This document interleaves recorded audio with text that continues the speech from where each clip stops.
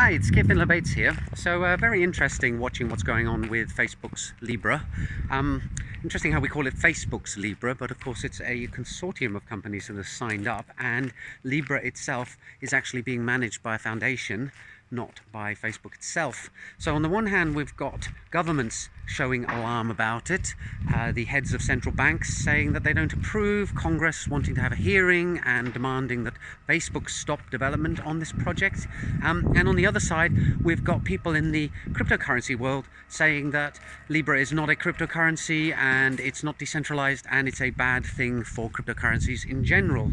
And then, of course, there's the big banks, none of whom I think have made any kind of public pronouncement on Libra, but I did note, for example, that JP Morgan has ramped up the rate at which they are going to roll out their JP Morgan coin. So presumably behind closed doors, they're not particularly happy or elated about this either.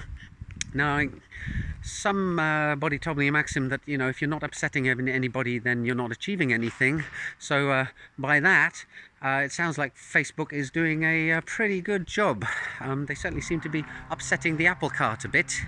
And actually, another observation, when it was first announced, I kind of wondered, why are they setting up this foundation? Why are they putting it in Switzerland? Why isn't Facebook just doing it themselves? I think that's becoming kind of clear now. They've managed to deflect a lot of the pressure that they would be under by having this independent foundation that's not for profit, and also by getting all these other payment transmitters to come on board. They've again managed to deflect a lot of the stuff away from themselves. Obviously they are still the focal point, and they are still the ones who are being called up to be held to account over what they plan to do.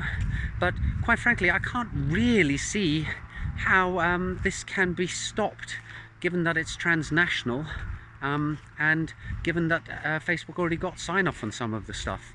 Besides, you can't really turn around to a software company and say stop writing code unless you can actually point to that code doing something illegal. And as far as I'm aware, putting together a blockchain to represent a token is, as of yet, not illegal. Anyway, as I said before, very interesting times, very interesting story to follow, and I look forward to seeing how this one unfolds. Bye for now.